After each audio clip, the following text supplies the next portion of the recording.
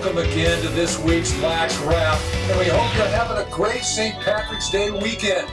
We're finding a bit of Begorra in our show as well. Checking in on some incredible defenders and goalies, standing strong as a Blarney Stone against all invaders, and waving those long poles like shillelagh sticks. Speaking of making it, how about some of this week's incredible offensive moves? Attackers and middies painting a rainbow to the pot of gold that lies just inside the enemy cage. These leprechauns are dancing a jig each time they ring one up. Our top teams are turning their victims green with envy, and we'll talk about a couple that are beginning to rise above the crowd. And, bowing to a lot of viewer pressure, we've got Strider the Wonder Dog making his first appearance of the year for his early season pick of the #1 team in the Southern section. So, drain that green beer or push aside the Irish stew, and remember, everyone's Irish on St. Patrick's Day, humans and dogs alike. So get ready, it's LaxWrap, Week 3, with Chief O'Malley and Chopper O'Shaughnessy. Let's go.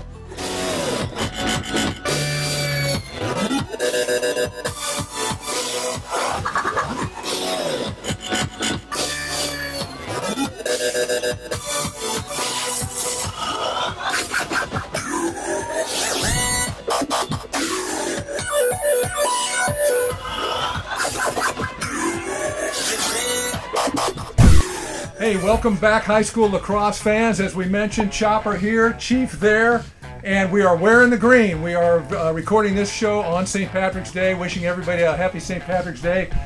It'll be a little late for the people that see this during the week.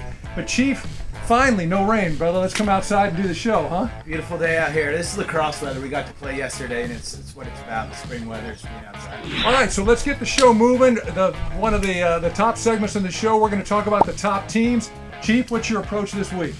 We have a couple new teams in here, and I also want to kind of talk about where we're at with the LA landscape. We're about a third of the way into the season, and the LA landscape hasn't changed that much. So we have, the top two teams are still PV and Loyola, and can they be beat within LA? Right now, Loyola, has some top games. They lost to Torrey Pines, they lost to St. Ignatius, they lost to St. Margaret, so they lost the best of Orange County, the best of San Diego, the best of, who's that?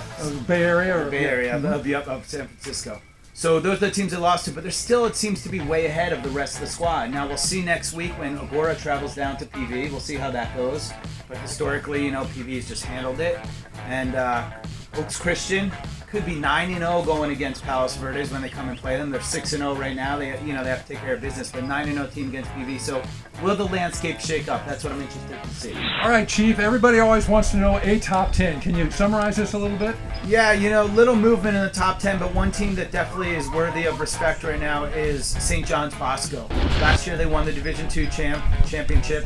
They're still a developing team, but they're winning 99% of the face-offs. And you can do the math with 99%, right? And you know how I am about face-off. Possession's everything, right? That's it. So 99% more possession time than the other squads. Mitch Myers, Division I commit, going to Dartmouth. The kid is killing it. And then you also have these two twins, the Dolphin twins, Isaiah and Miles Dolphin. Those kids dodge as hard as anyone I've seen going to the cage. And their goalie's getting better. You got Ray Garcia in the goalie. He's new to the sport, but it's his second year playing, first year on varsity, and it takes up a lot of space. So a lot of good things happen at St. John's Bosco. Are they a top 10 team? I think not only are they a top 10 team, I think that, winning 99% of their faceoffs and their offense being as potent as it is, I think they might, they'll upset somebody. I'm excited to watch that. And then coming in at 9, we have Sierra Canyon. They went to double overtime with Chaminade, which says a lot. They gotta eventually they'll start winning those games, but right now going 1-goal game to Chaminade, that's impressive. Losing Chaminade by 1 says that they're ready to be in the top 6, 5, 4. Coming in at 8, you have Oak Park. Oak Park lost to Westlake, but they beat Palisades. It'll be telling when they play Sierra Canyon, so we'll have our 8 and 9 teams playing next week. Oak Park par for the course, and see what happens next week against Sierra Canyon. In the 7th spot, you have Chaminade. They lost to Oaks Christian, but they beat Sierra Canyon in overtime. And it says a lot about a team when you're able to handle yourself in overtime. Those overtime games, come down to pressure situations, and when you can make plays in those situations, shows that you have the ability to be ranked and ability to beat some quality teams. At 6, we have Westlake. Westlake handled Oak Park, which, I kind of expected, and then was throttled by PV. And it's not, that unknown to be throttled by PV. but a score of 17-3 was a lot more than I would expect because I know that Westlake is very talented. They're breaking in some new kids though. Freshman Ryan Sullivan, sophomore at attack Nick Peters at his first start, and Carson Poole. Now that people are game planning around him, it's up to him to remain poised and still be able to contribute, which he has. Coming in at the 5 spot, we have Agora. They took care of Thousand Oaks, and then they lost to Harvard Westlake 10-9, and that's a huge game. I'm sure one they won back. But, a 1-goal game against a top 5 team actually keeps them a little bit hungrier, and, they'll get their chance of redemption later in the season. At the 4th spot, we have Harvard Westlake. Again, I just mentioned it. They beat Agora by 1. They only lost to PB by 1, and yet that really hasn't happened in LA Lacrosse, playing a team to 1 goal. They're solid. They have Asher Early leading the attack. They have Sultan Daniels, 2-sport athlete. He excels in football and excels in lacrosse. He's going to play lacrosse at Brown. They also have probably one of the best defensemen in LA, and that's Donovan Econ. He'll be going to Wesleyan. So, they got a lot of guys. They're right there at the 4th spot. I think they're comfortable where they're at, looking to just continue to get better. At 3, we have Oaks Christian, beating Chaminade, handling Crespi. They're starting to become more of a team. They're getting contributions all over. Carson Campbell's playing well. Ronnie Riddell's playing well. They're starting to stress team effort. And when everyone contributes, that's what it means to get to the next level. So these other teams, like 3 through 10, you have 2 or 3 guys contributing. Once you get 5, 6, 7, 8, 11 guys contributing, that's when you'll take the next leap to the next level. So Oaks Christian is right there, and after the game they said, let's get ready. Big week of practice, fellas. We got to work hard. So they'll be 6-0, maybe 9. They are 6-0, maybe 9-0 going against PV in the following week. And at the number 2 spot, we have Palos Verdes. I think, it's just a lineage. It's a family lineage. In goal, you have Kyle McCann, brother, plays at Duke. At midfield, you have Ryan Wilson, brother plays at Colorado Mesa. At defense, you got Justin Booth, brother plays at Roanoke. At attack, you got Swan, his brother plays at Denison. So it's a family lineage, and when you have, when the kids grow up watching their brothers play, success is only to follow. So PV absolutely destroying it. I can't wait to watch the game on Tuesday against Agora. And most often those younger brothers are better because older brothers never show any mercy when That's you're growing right. You up. get beaten on for so long, eventually the tide turns. Right. And then coming at number 1, we have Loyola. So Loyola's still the crown jewel of LA Lacrosse. That's without a doubt. But their standards are higher. They don't want to be the best in LA. They want to be the best in the West. They want to be the best in the nation. So right now, I'm sure they have a lot of kinks to figure out. As they're losing to teams that are as good or better, clearly. But, as the best team, your standards need to be higher. You need to put in a little bit more work to, if you want to get to that next level. All respect to them, though. They're playing great lacrosse. They got great players. They're deep. They're well coached. I'm sure they want a little bit more right now. All right, Chief. So that's your top 10, right? And you're pretty good, Sometimes. Better than I am. Sometimes. But the guy, the factor that's always been the X factor on our show has been Strider. And we promised you that Strider would make picks this week. He's going to do it. I will tell you that 3 years ago, when PB had been pretty much in control of LA, he picked Loyola. And with the bouncing balls, he picked Loyola. Not only was he right then, he's been right for 2 years in a row. The dog is a mystic. He knows what's going on. I trust. So, Strider's back. He's going to make his picks this week. And in order to satisfy those of you who think the odds are too long or too short, we're going to give him 3 teams to pick from. Loyola, Oaks Christian, and Palos Verdes. We're going to set up the peanut butter cups. And Strider is now going to go inside into his area, and he's going to make his pick for this week's number 1 team. Here are the top 3 teams of the week: Loyola, then Oaks Christian, and then PV. Strider is ready to show who his pick is by which of these logos he chooses first. Okay.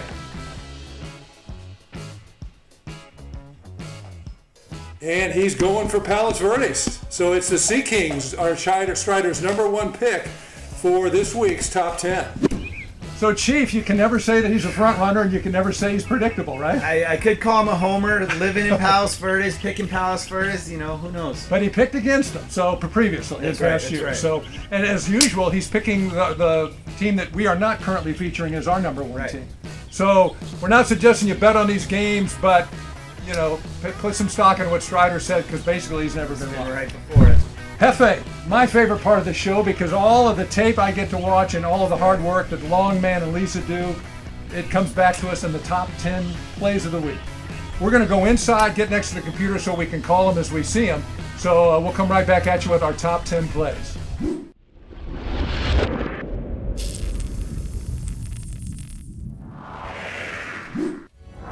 All right, Chief, let's start with the top 10 plays, and let's check in first with the epic matchup between Torrey Pines and Loyola as the Falcons hit on all cylinders, the face-off, the nifty pass, and the tiptoe through the tulips to point that one home.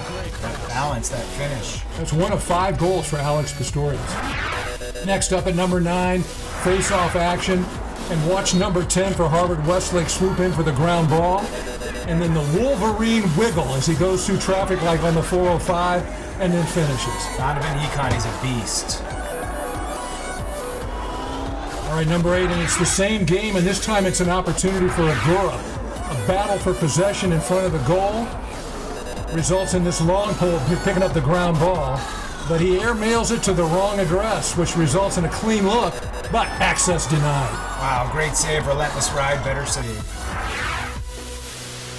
At 7, we check in with Crespi and Oaks Christian, and Chief, it's becoming commonplace but still spectacular. B2B for the goal. That's right, Logan Sahlberger's throwing it behind his back. Let him know. Number 6, and Westlake showing us it's not the unis. This guy's going to navigate the entire Oak Park terrain, the weave, and then the burst. Get yourself the look and then drop it down low and away where nobody's going to get it. Pure hustle. Well earned.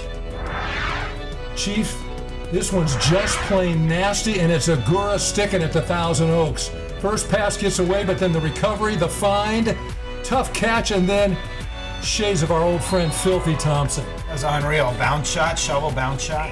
I like it, 5. Now here's a beaut.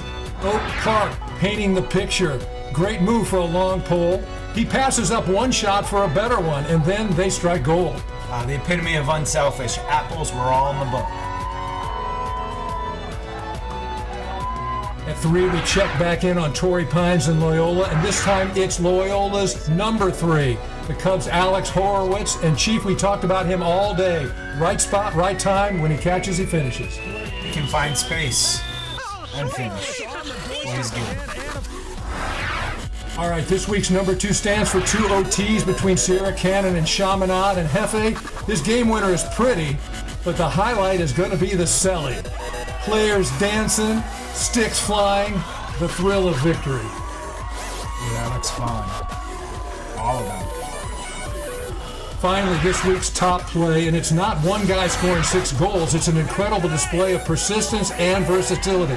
First, I'm going to lock you down and cause a turnover. That's 1 point. Then I'm going to snatch the grounder. That's 2 points. I'll clear it, set it up. Oh, and I'm going to lose you with the fake pass. But then, back up again, still going. Finally, the rip. And that's 3 points if you're counting. Reacted, determination, and athleticism right there. Big 99. Great number. All right, Chief, catch our breath here. Another set of great top 10 plays. A couple of housekeeping items regarding the top 10 plays. Those are sponsored by 360 Splendor del Pacifico in Costa Rica, where Longman resides and manages. I want to remind everybody you're sending us clips, which is great. 2 things on the clips. Number 1, remember to try to do it in 1080p or better, and send us a little bit longer clip. We're getting some 3 or 4 second clips. We need sort of the lead into the play and maybe the celly or a little bit after it. Makes it a lot easier to lay that in. Check us out on social media. You know, it's great to be able to interact, and we're doing the best we can getting out there, so help us. Check us out on Instagram, on Facebook, on Snapchat, and leave some comments, whatever they may be. Just fun banter, and to know that we're actually interacting. People are seeing us, and we're seeing you.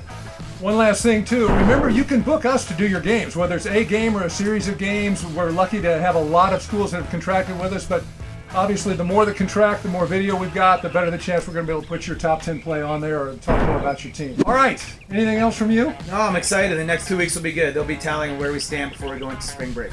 Well, hopefully it stays spring like this. We want to thank everybody for tuning in. Hope everybody has or has had a wonderful St. Patrick's Day. For Chief O'Malley, this is Chopper O'Shaughnessy saying thanks for watching, and we will see you next time.